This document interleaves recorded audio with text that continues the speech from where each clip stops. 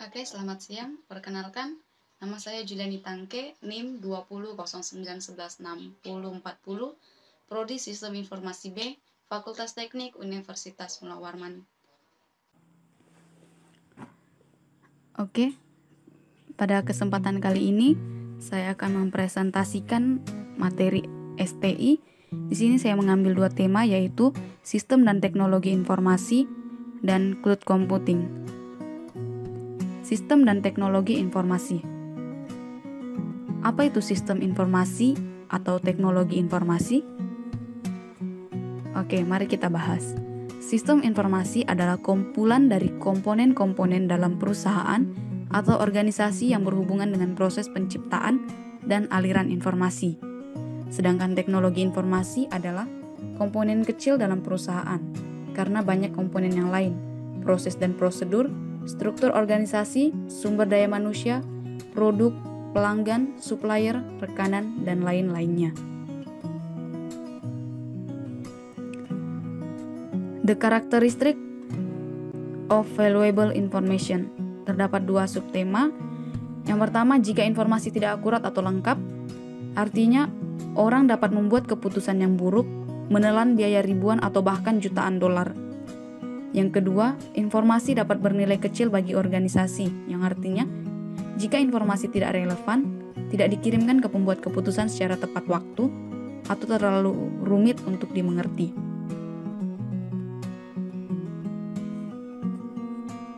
Dalam sistem informasi, pemrosesan berarti mengubah atau mentransformasikan data menjadi output yang bermanfaat. Mekanisme umpan balik. Yang pertama, input, yaitu mengumpulkan dan menangkap data mentah. Yang kedua, pemrosesan atau proses, mengubah atau mentransformasikan data menjadi output yang bermanfaat. Yang ketiga, output atau keluaran, yaitu produksi informasi yang bermanfaat, biasanya dalam bentuk dokumen dan laporan. Yang keempat, umpan balik, output yang digunakan untuk membuat perubahan pada input atau kegiatan pengolahan.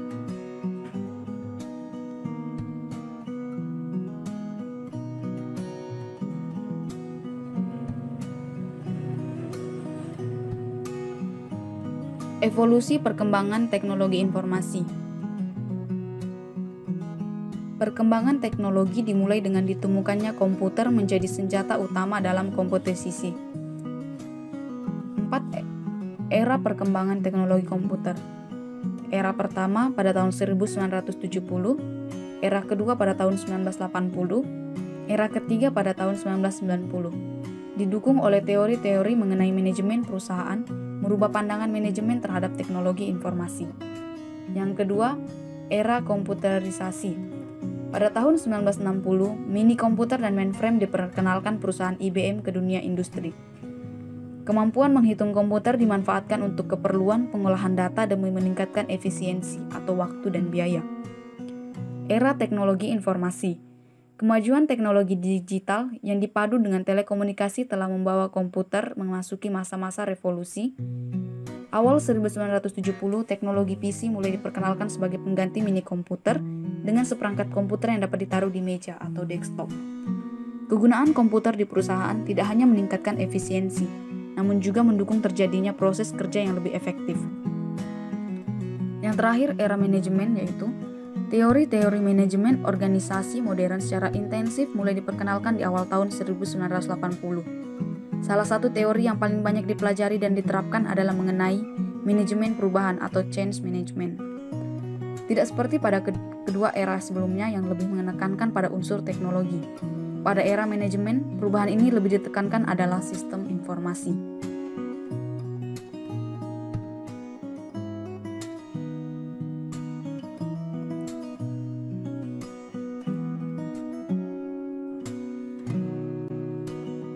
Poin yang kedua yaitu membahas tentang cloud computing.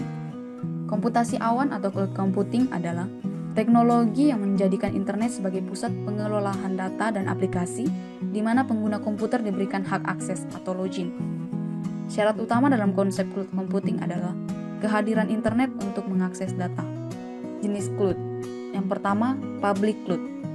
Public cloud computing merupakan layanan yang menggunakan model publik sehingga siapa saja dapat mengakses layanan ini.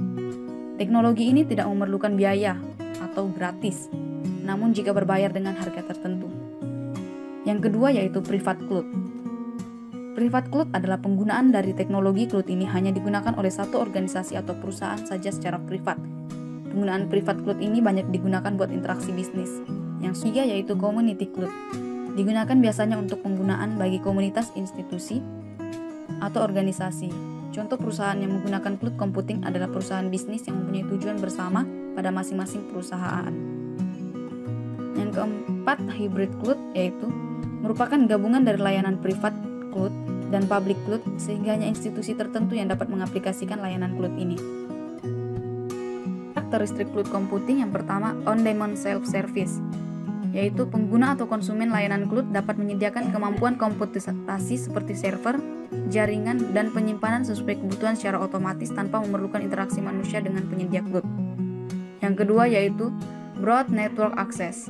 Layanan tersedia dan dapat diakses melalui jaringan internet dan dari berbagai macam platform user, misalnya ponsel, tablet, PC, dan lain-lain. Yang ketiga, resource pooling. Cloud provider menyediakan kumpulan sumber daya komputasi yang digunakan untuk banyak konsumen dengan menggunakan model multi-tenant dengan sumber daya fisik dan virtual yang ditugaskan dan dipindahkan secara dinamis sesuai dengan permintaan konsumen. Yang ketiga, rapid elasticity. Memiliki kemampuan untuk menyediakan dan menghentikan sumber daya secara elastis atau fleksibel, baik secara horizontal maupun vertikal secara dengan permintaan. Yang terakhir yaitu measured service. Sistem cloud secara otomatis mengontrol dan mengoptimalkan penggunaan sumber daya dengan memanfaatkan kemampuan pengukuran pada beberapa tingkat abstraksi yang sesuai dengan jenis layanan. Penggunaan sumber daya bisa dipantau, dikendalikan, dan dilaporkan, memberikan transparansi bagi penyedia dan konsumen layanan yang digunakan.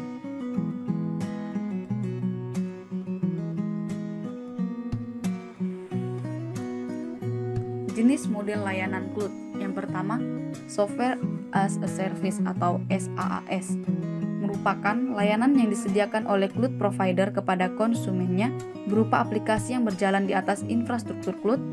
Pada jenis ini, konsumen tidak memiliki tanggung jawab dan kontrol terhadap infrastruktur yang ada pada cloud seperti server, jaringan, sistem informasi, dan lain-lain. Yang kedua, Platform as a Service atau PaaS. Pada jenis layanan ini, cloud provider menyediakan layanan berupa lingkungan untuk testing dan deployment aplikasi. Infrastruktur cloud telah diatur dan menjadi tanggung jawab bagi cloud provider, sehingga konsumen bisa lebih fokus dalam pengembangan aplikasinya. Yang ketiga, Infrastructure as a Service atau IaaS merupakan layanan yang paling fleksibel bagi konsumen dalam membangun dan mengatur infrastrukturnya sendiri.